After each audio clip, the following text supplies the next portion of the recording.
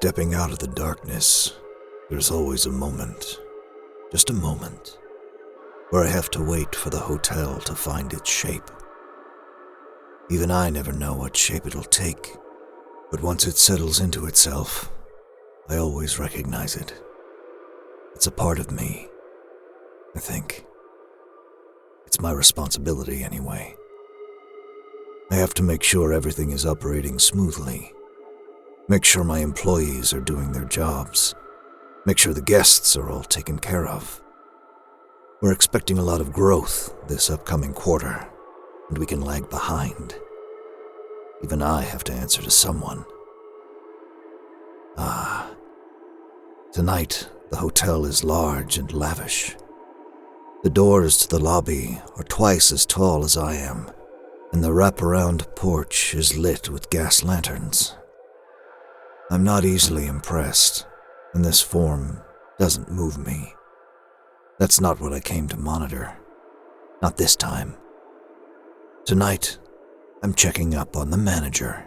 Good evening, sir. This is unexpected. I wasn't anticipating you until much later.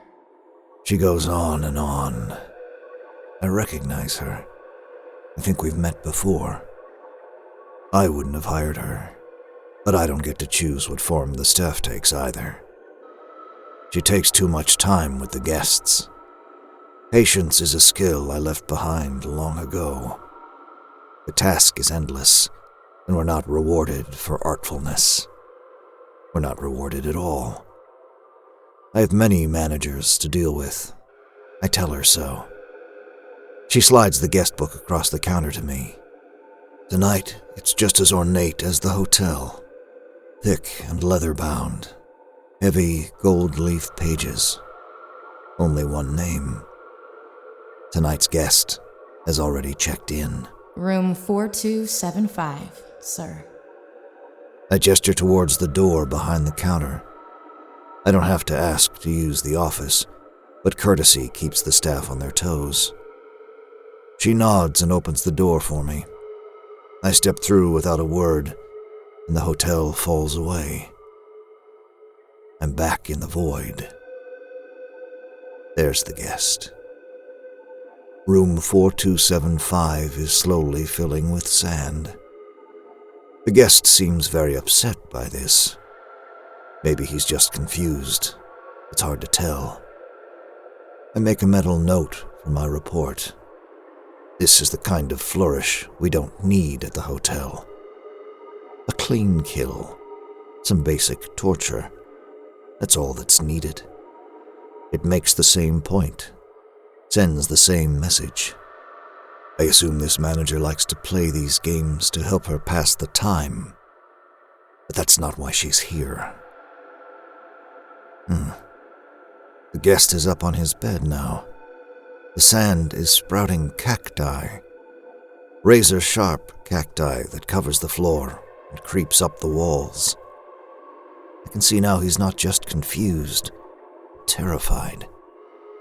Just a few succulents and sand, and his heart rate is dangerously high.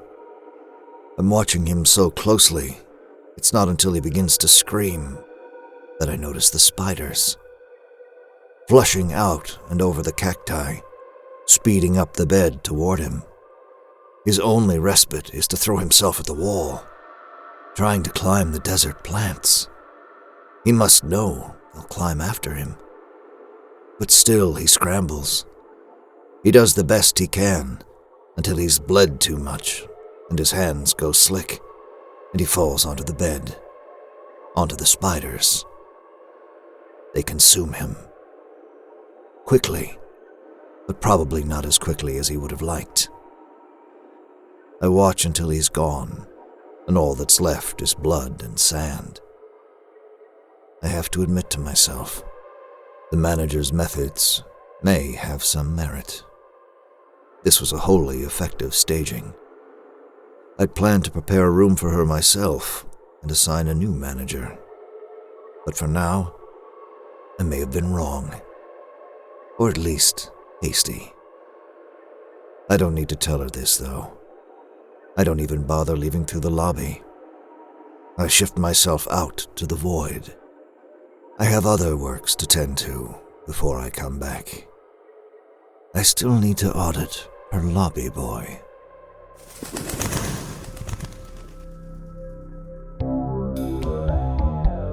The Hotel was created and produced by Veronica, California, and Mark Whitten, starring Kelly Nienaltowski as the manager, Mark Whitten as the lobby boy, and Graham Rowat as the owner. Music by Lauren Picorni and West Rodri.